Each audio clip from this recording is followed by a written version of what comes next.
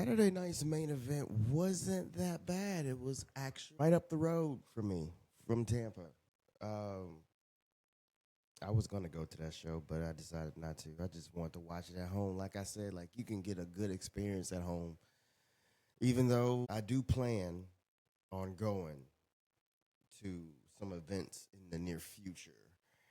I'm just gonna have to suck it up and pay that money, cause this shit. It was a great show. Like I was saying, I don't want to get off topic here. But one thing that I keep hammering home about Jey Uso is that they don't see him as the guy.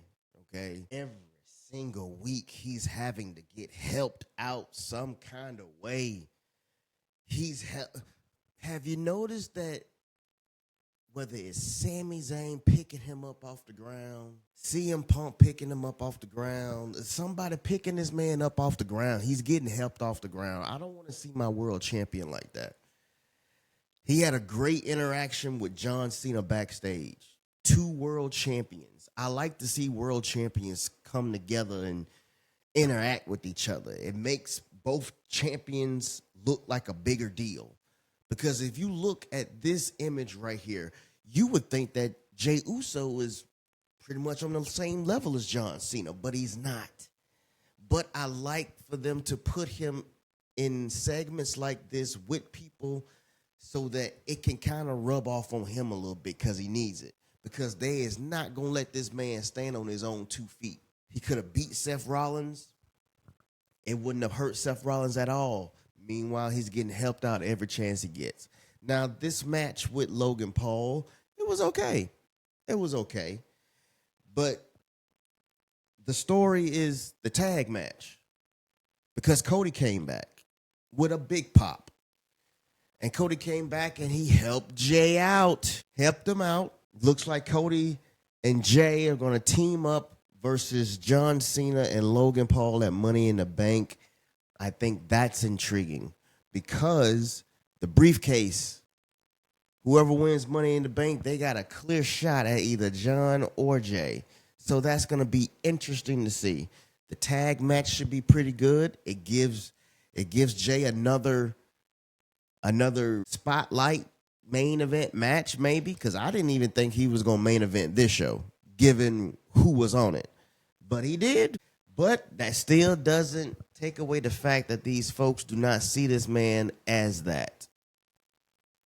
They don't see him as a star. To me, Jey Uso is just holding that championship for Seth Rollins or whoever wins Money in the Bank. Another thing that I want to touch on. Zelina Vega, sweetheart, I understand that we all want to be a star and we all want to be a champion. But I cannot get old. I don't know what it is. Now, if this was the Zelina Vega when she was with Andrade, I would have gotten behind this. But I can't get behind this right here. It just seems like they gave you the championship because Aleister Black was coming back. This match was just clunky. She getting caught up in the ropes trying to do 619s. That was awkward. Then she kicked that girl in the face and busted her nose up. Like, they need to take that title off of Zelina. And they need to put it back on Chelsea at this point because that championship is doing no good. You're doing more taking pictures with the championship than you are wrestling and defending it. And then on the other end, she is so tiny. She's like Roxanne height, even shorter. So like, just I don't know. Give it another month, and see who you can bring in here to take that title off of. Julia, put the championship on Julia because with Zelina Vega being champion, it just don't seem good. It just don't seem real. Something needs to happen here. We got what else? We got that cage match was pretty good.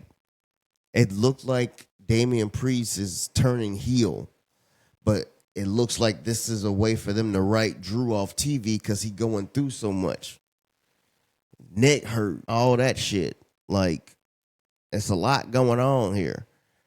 So that match was pretty good. It was a solid show. I don't get why Bronson Reed is with Seth Rollins and the crew, especially after Bronson Reed showcased that he's on Seth Rollins' level because he gave him so many tsunamis last year and fucked them up. I don't even remember if they even had a blow-off match, because that's when Bronson was in the War Games match and fucked himself up.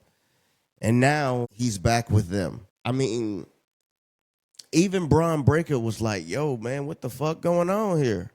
See, this is how Braun Breaker and Seth Rollins is going to do a split up soon, because Braun is looking at him like, yo, we didn't talk about this.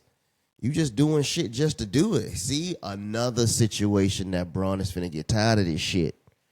And Braun is he's going to break away from them. And then Braun is going to be a big baby face going forward. I can see that, because you can already see the writing on the wall.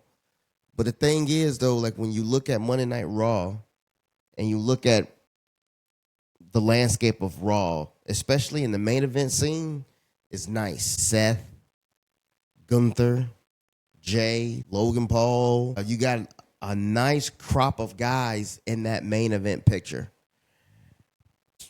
SmackDown's main event picture sold up because Cody's trying to get his title back. And what's going to happen with there is so much that is going to be good going forward that I am looking forward to. CM Punk, he's still trying to get Paul. I like the little details, because at the end of the match, when everybody was in the ring, CM Punk came in the ring and went after Paul. He want Paul Heyman.